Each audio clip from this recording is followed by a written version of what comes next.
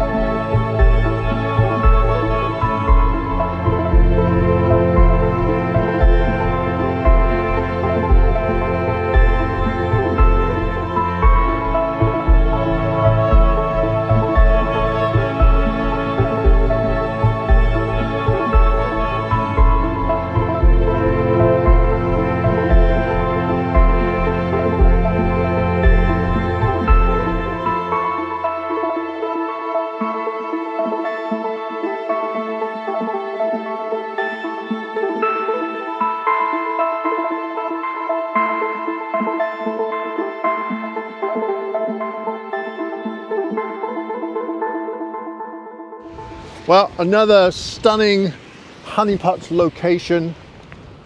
Thank you, Alister. You're welcome. Bringing us out to some really great locations today. Pretty straightforward image. I mean, the hardest part is, for me, is to try and separate each of these sea stacks. I took some drone footage earlier and you can get a little bit higher, so it's a little bit easier to separate them. But it doesn't matter which angle you take along this cliff edge here, you're going to get some overlap with some of these stacks. The one that really stands out to me is the one in the center, very pointy, prominent little peak there. I think that's, for me, that's the most dramatic. So that's the one I'm going to try and separate from all the rest. And yeah, it's a pretty straightforward, just straight on, try and get as many sea stacks as possible. I am putting on a ND filter. Again, I don't know, for me, the texture in the water is a little bit of a distraction. So I like to smooth it out just a little bit so those little those sea stacks really stand out from the background. It's not a bad idea to also take some with some texture, because you might get home and you might like those better. As far as the light goes, the sky is not terribly interesting that way, and actually there's a huge bank of clouds starting to move in, and it is supposed to rain tomorrow. So as Alister was saying, it's pretty positive that this is the front moving in. So this might be the last day of good weather on Harris.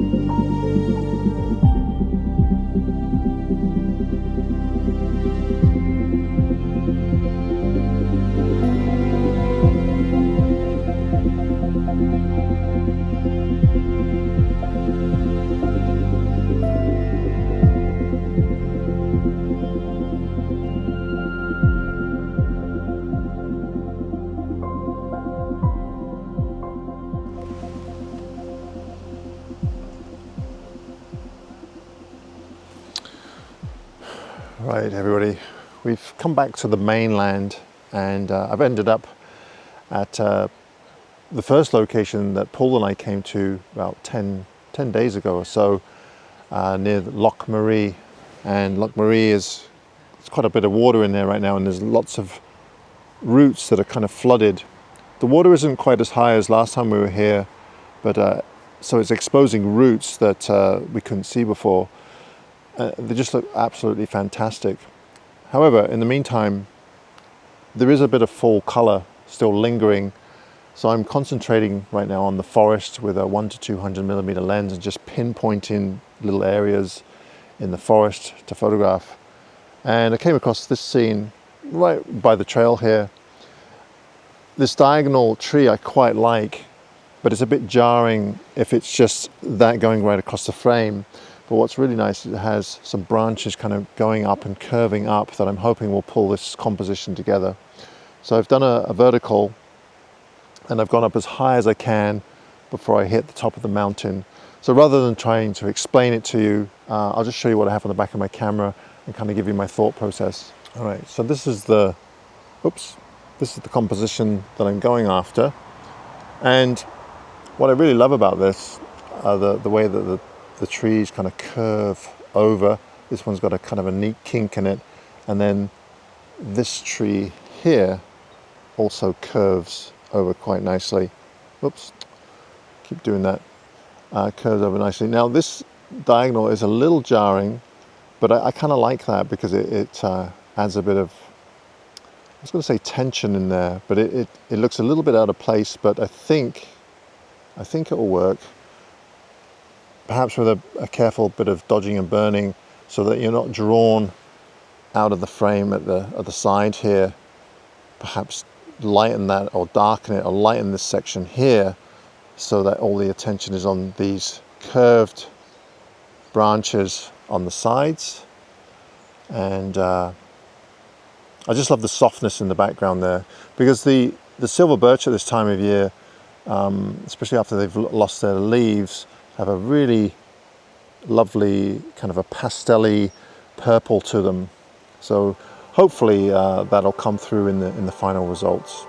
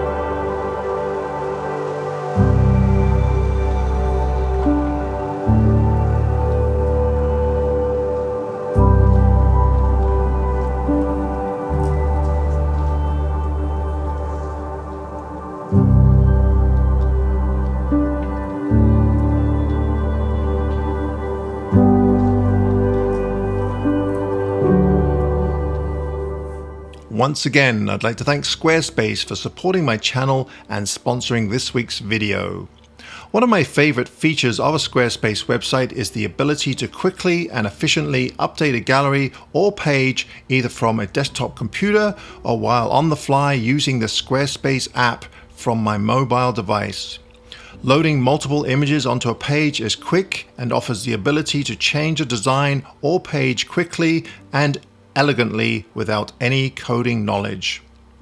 Want to sell your products? No problem. Setting up shop is also quick and intuitive.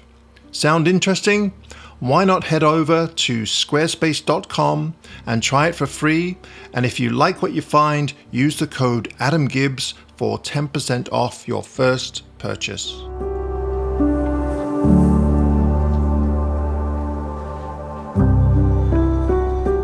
Right, well, it's absolutely chucking it down, windy. It's not that cold though, but it's just ugly outside. So for entertainment, making tea, and of course I left my mug in Alister's car, so I've got to go and get that at some point. But been eating this butterscotch cake, which is absolutely delicious. So just going to sit here and eat cake all day, except we're almost out.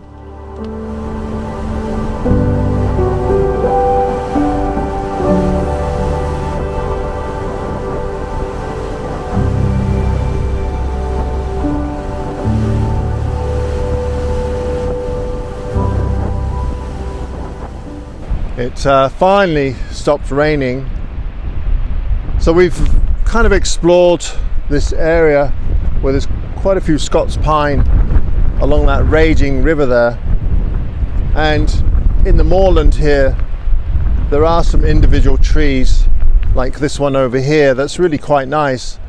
The clouds are really nice right now, but the light is just terrible. So I think what we're probably going to end up doing is spending the night close by and then get up early for first light, and possibly we'll get some light. There's a few of these trees around. There's this one, and then there's a couple up on the hill here just on the edge of the woodland.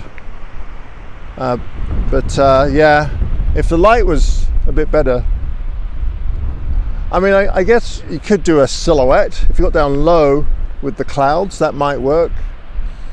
It's also very windy, so that's presenting a few challenges as well. It's very dark and gloomy. I mean, this time of year the sun sets pretty early. I think right now it's about 3:30. Anyway, it is what it is. So we'll probably just go back to the van, or just look for some more comps for tomorrow, and then hopefully we'll get something that's worth photographing. Right.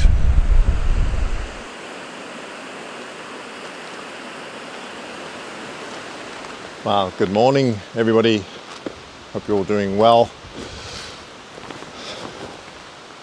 For any of you that have been up to Scotland, up in the Torridon area, I'm sure that you have probably stopped by and photographed this tree.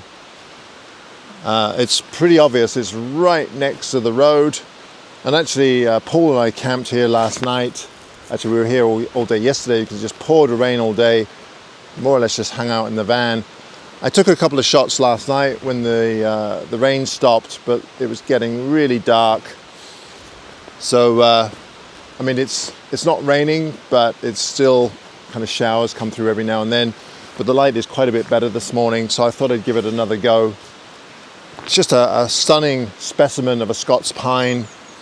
Now yesterday I just concentrated on the tree itself, but I thought this morning I would try a pano, because the trees surrounding it frame it so nicely, and they also have quite a bit of character as well.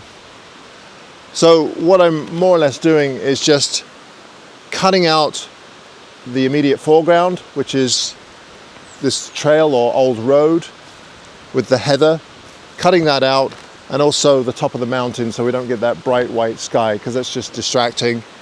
And we're just going from this large tree over here on the left to some smaller trees on the right, with the Scots pine that's just spread out, more or less centered. The other nice thing about this is that there's still a little bit of autumn color in the background, so I'm hoping that will come through and just give it a little bit more interest.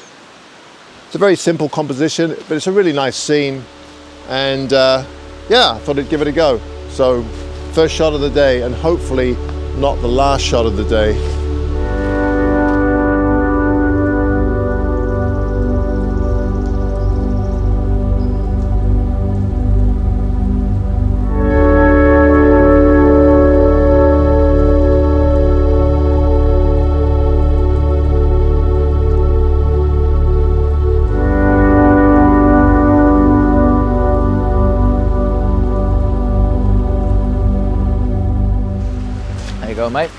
Oh, thanks, man. How did it go? Ooh. Pretty good. One of the things that I try to emphasize, I guess you'd say, is that one of the problems that a lot of people have is that when they have a subject like this, they'll just all of a sudden stick a foreground in it, even though it doesn't really relate to what you're photographing. Right, okay. Like sometimes more is too much. So in this case, I'm just trying to concentrate on the tree, like that gnarly tree, but then there's a really nice relationship with that tree to these other trees surrounding it. Yeah. But the problem is that if you get too close to that area, say with a wider angle lens, then those foreground trees, they look too dominant in the frame. Yeah. So what I've tried to do is back up. So I'm changing my perspective with a narrower angle of view or a longer lens, so that the trees in the foreground look much smaller in the frame and they're just part of the whole scene. See, the thing is that as soon as you put a wider angle lens in it and move closer, like physically move closer, then whatever's in the foreground is going to be more dominant in the frame. Yeah. And I mean, as an example, that rock there, if I wanted that to be more dominant and a really integral part of the frame, then I would probably put a wider angle lens on and just get closer to the rock.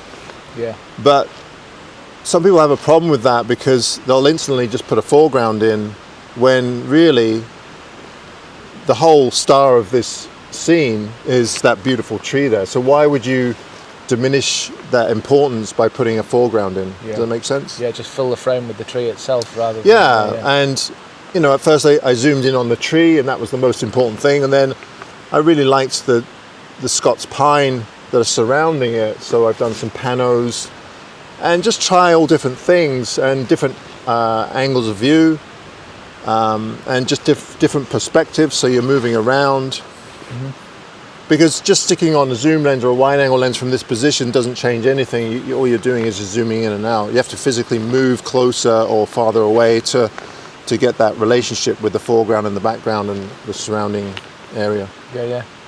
Anyway, that's a really convoluted explanation of what I'm photographing. So it went well then?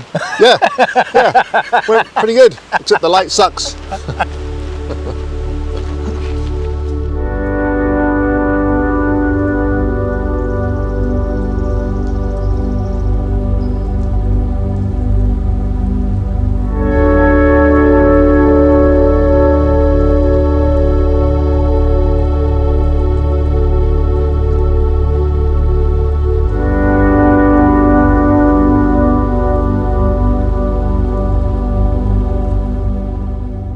Once again, thank you ever so much for watching this week's video. I really appreciate it.